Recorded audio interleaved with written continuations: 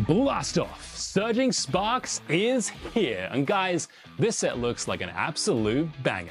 Let's look at the numbers. Welcome back to the channel, everyone. I hope you are doing well. Today is all about Surging Sparks. We're going to break down the best singles and sealed product from this set for you to invest in. But before we do that, I have teamed up with Galaxy Card Shop for my first ever out of this world giveaway. We are giving away one Supercharged Breaker Booster Box to one of you. How do you win? Well, guys, all you have to do is drop a comment below letting me know which cards you are most excited to pull from Surging Sparks and why. Full details are in the caption, and make sure you check out Galaxy Card Shop for all your Japanese sealed needs. But without further ado, guys, let's get into it. In case you don't know, Surging Sparks is the 8th main expansion of the Scarlet and Violet era, and like I said at the top there, it is an absolute banger. It feels like we have been waiting all year for this set, and guys, it is not disappointing. The artworks are off the charts, we've got some highly disruptive and playable cards, and for all the guys that weren't into the Paradox Pokemon and had no idea what a Terrapagos is, don't worry, this set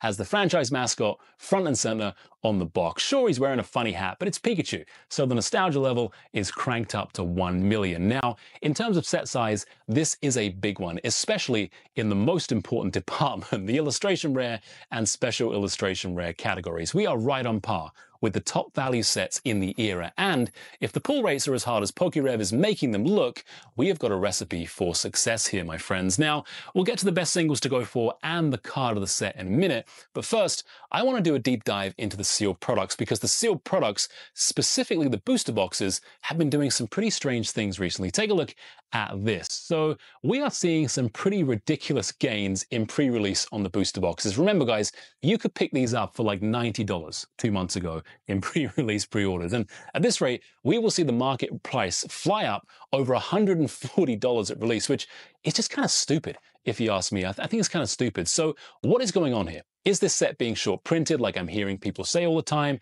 Did Taylor Swift buy a bunch for Travis Kelce as a retirement gift? Well, let's take a look at this. So first of all, I want to be very clear. This set is not short printed. Repeat after me. This set is not short printed. If you don't believe me, if you're thinking, Rob, you're just a guy in a basement, you don't talk to anybody, you don't know what you're talking about, here is Rudy. Now, Rudy is from a small, kind of underground investment channel. He just started out. It's called Alpha Investments. So let's jump over to Pokemon Surging Sparks here. Okay.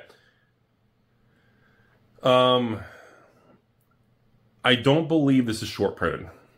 I'm going to give you all that right up front. And here's some commentary from another small, independent channel, not many followers out there, called Danny Fanta. Pokemon has done a really good job of printing to demand, and I think that they're going to continue doing that. That's why it's so important not to FOMO, not to listen to a lot of the hype that talks about things being short printed or under printed or anything like that. Repeat after me. This is not short printed. Now, guys, what's actually happening here is the demand for these booster boxes has far outpaced the supply. It is just that simple.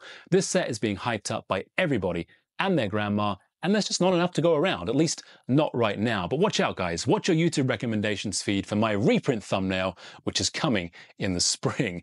As for the Elite Trainer boxes, the other stuff, you know, the booster bundles, the blisters, the lunch boxes, that stuff is readily available pretty much everywhere. Target, Best Buy, Walmart, whatever you want to do. So if you guys want to rip, just look for the lowest cost per pack. For my less studious viewers, here's how you calculate the lowest cost per pack. Of course, if you are investing, you don't want to be buying those products. You don't want to be buying Elite Trainer boxes or lunch boxes, nothing like that. They will sit dormant for ages, and even if they go up 30%, you will eat that and more on sell-on fees and shipping, and you just wish you'll be like, oh man, why didn't I just buy Nvidia stock instead? So the two products you want to invest in from this set are the booster boxes and the Pokemon Center Elite Trainer boxes. Unfortunately for you, the easy play on the booster boxes is already gone. You missed it. People who bought these sub $100 are way ahead of the curve. In fact, they are probably the same people that are turning them around and selling them to you now for 120, 130, 140, whatever the booster boxes are at when you're watching this.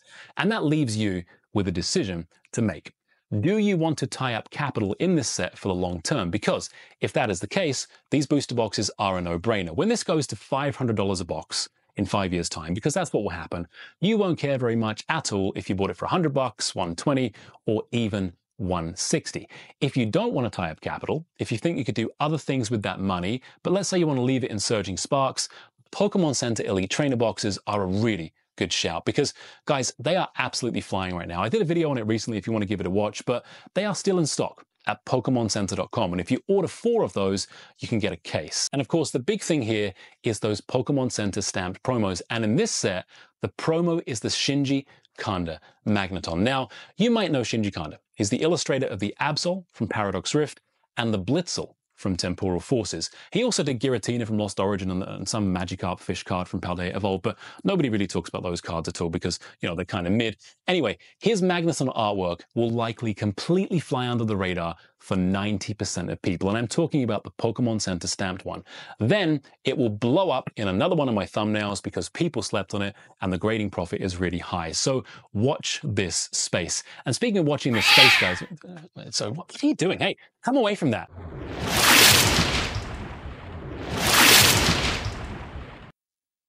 Sorry about that, guys. My cat was friggin' throwing up over my cases of Lost Origin. We were talking about Shinji Kanda, best cards to go for. Right, let's move into the hot singles. So, hot singles, the best cards in this set to invest in based on the information that I have right now. So, let's talk about these and then I'll give you the card of the set. So, first up is the Ceruledge. Now, this card, guys, is absolute fire. I mean, quite literally. It is fire and goes tight, but I mean, it is fire as in this card is awesome. And you know what's funny?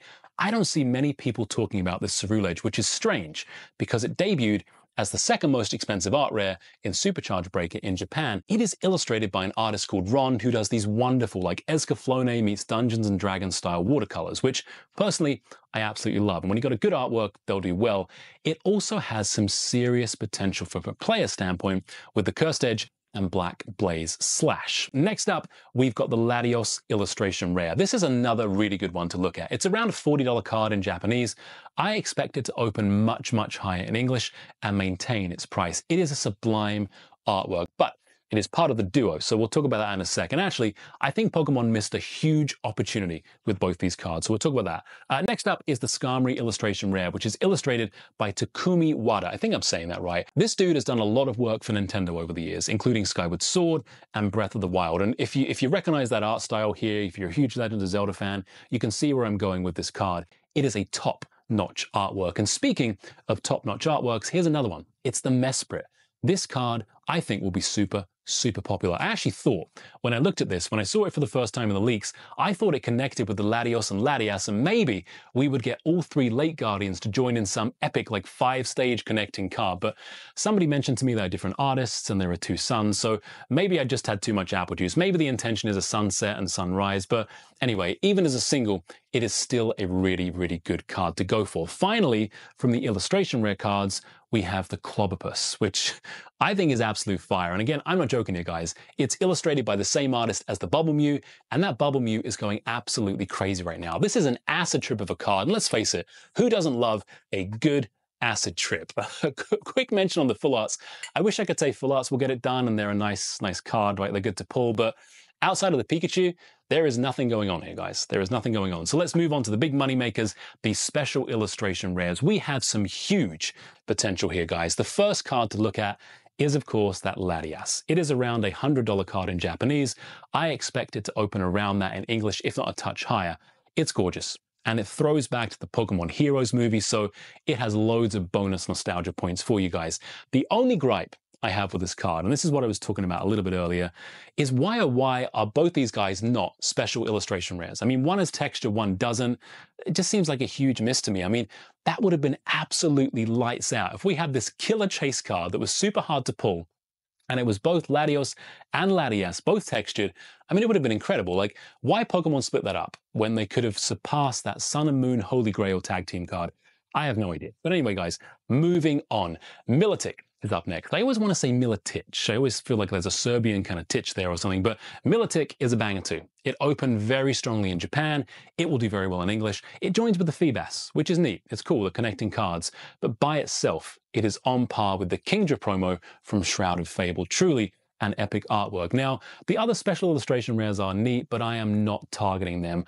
Honorable mention for the waifus here. Got to bring those up. You got Liza and you've got the Jasmine's Gaze. Now, people say they really care about these trainer cards in English, but the reality is they don't. They'll probably be $50 or $60 cards. I personally have an issue with the Jasmine's Gaze because it has so much Pokemon lore packed into it. It's like after you've beat Heart Gold and Soul Silver, you can meet Jasmine again for a rematch, and it's in the Olivine City Cafe, and as she turns around, that's the moment they're capturing in this card. Why oh why she has a schlong-shaped baguette in her mouth. I mean, look, the crazy pillow-humping mental disorder guys in Japan that chase these cards around like pictures of their girlfriends, that's probably who's to blame, but I just think it was unnecessary. But anyway, anything is better than the eggy booby Carmine. So anyway, let's move on.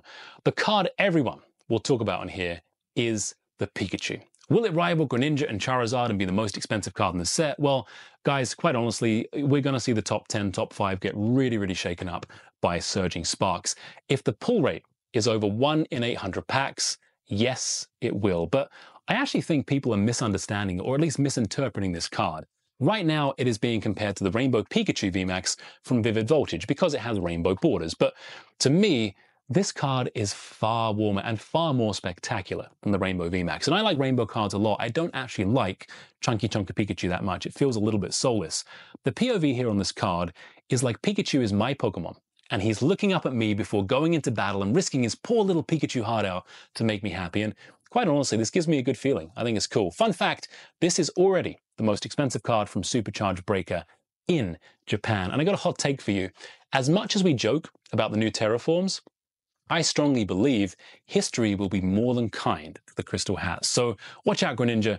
Pikachu is coming for you. Now, at this point, you might be thinking, that's it. That's it. We're done. You know, I mean, look, guys, they didn't put a Lieutenant Surge Husbando in here. So, I mean, in a set called Surging Sparks, but so that would have been the card of the set. But this is the card of the set for me. One more card I want to talk about, and that is the Hydreigon, right? And I have another hot take for you here. I think the Hydreigon might just be the card of the set because it is illustrated by Akira Igawa. And if you don't recognize her name, you will certainly recognize the artwork when I bring it up on screen. She is deep into Pokemon. She's deep into One Piece too. And for me, her artwork, it just clicks. She just gets it. This card is a nightmarish epic that quite frankly looks like it should be chasing people in A Quiet Place, the movie, not on a Pokemon card. I mean, that is absolutely terrifying and gorgeous at the same time. It opened around 90 bucks in Japan, and I think it will give the Pikachu a serious run for its money in English, but hey, maybe I'm just having too much apple juice and too much fun in my basement tonight. So what's the verdict here, guys? I'll be blasting off on Surging Sparks. You betcha we are. It is a killer set. It ticks all the boxes, so yeah, it's a stone cold investment for sure. But now I'm done hyping it, I do want to preach just a little touch of caution, because while this is a far superior set, the hype around it feels eerily similar to Vivid Voltage. And if you guys remember, that set opened with booster boxes over $200. And Chunky Chonka Chonk Pikachu, which was going to make everyone an overnight millionaire, crashed hard. It crashed really hard. So that being said, I genuinely believe we are in a golden era for the Pokemon TCG. Bristol Festival, Owners Pokemon, Team Rocket, the hype around 151. There is some killer stuff, guys, in store for us next year. So please, as good as this set is, don't FOMO and blow your brains out on this set, because I have a feeling it is just the beginning. Now make sure you leave a comment and enter the giveaway. Please enter the giveaway. I want to see one of you guys win. And until next time, take it easy.